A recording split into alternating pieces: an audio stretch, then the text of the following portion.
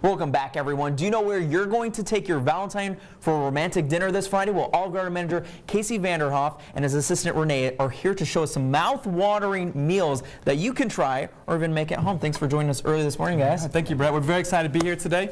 We're very excited about Valentine's Day, and we're very excited to be representing the Olive Garden family here in the Rio Grande Valley. Obviously, that's a big day for you guys coming up. It's a very big day for us. Night. If you want a great Valentine's experience, we absolutely invite you to join us at any one of our Olive Garden locations in Harlingen, our team in Weslaco, or North or South McAllen. But if you want to do something nice for your Valentine at home, I know, Brett, you talked about wanting to cook more for your wife. Yeah. We want to show you a great meal that you can cook that will allow you not just to create some food, but some moments of delight. Okay, so we're going to make a lasagna classico. And we're going to start with our pan, and first we're going to spread it, because there's nothing worse than putting our heart and soul in this dish. You put it in the oven, and then you go to plate it, and it's all sticking together. Is there a difference of using a metal versus a glass pan? Not really, as long as it's oven safe. Okay. And so that's something you want to check ahead of time. We're going to start by putting a meat sauce base in the very bottom for the same kind of reason as you don't want the stick when you're trying to get it out of the pan. Have to put it in the oven, because I would think you put the noodle first. That's why we're here to help you today, Brett. So we're here to help you, sir. Here we go. So first thing we do, we've got our noodles. Now, a little trick of the trade is you want to take your lasagna noodles after you cook them, and you want to put them together in kind of a double layer, so that when you put it in the oven and all the cheese kind of melts, it kind of forms up better.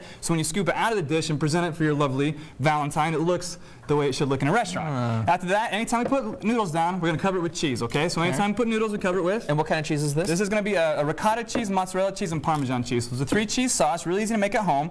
And then on top of the cheese, we're going to put meat sauce again, which Renee's going to do right now. Now, here's the important part, Brett. This is the chance where you have to customize your lasagna to really the palate and the taste of your Valentine. So I know we talked earlier, your wife really likes spinach. Yeah, so she hates mushrooms but loves spinach. All right, so this is where we're going to put some spinach in. So once again, you're making a meal, but then when you share it with her, every time she takes a bite of that, she can really feel the love right there. You know, it's not just lasagna. She knows I put her favorite in there. Exactly, Brett. It's lasagna for her, and that's how we're going to create those little moments of delight through everyday food. Then once again, we go back with our noodles on top of that, and anytime we put noodles, we put cheese put more next. cheese. Yeah, absolutely. And then after Renee finishes this, we'll top it with one more thing of meat sauce base, and then once again, with a little bit of love for your case spinach. I know Renee loves artichoke hearts. You know, whichever one your fancy is. Absolutely. I'm a big fan of pineapple myself. It all goes together well. Would you put pineapple in lasagna? If it's what gets you to delight, Brett. What gets you to delight.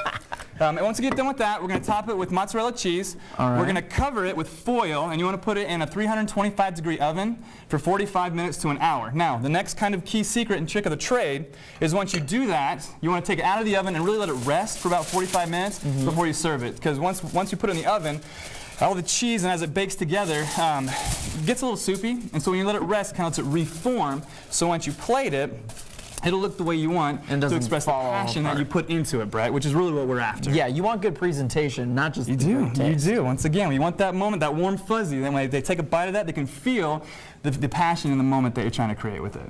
Awesome. And do you guys have the finished product for us as well? We do. So once again, Brett, after you get done, it'll present lovely on the dish, but it's not just about the way it looks. It's again, when they dig in, they take that great first bite, and they recognize that ingredient that's just for them.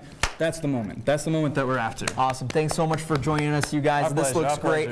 Coming back in the next hour, we're going to bring you guys back, show us another recipe as well. Stick with us. You're watching Action 4 Sunrise.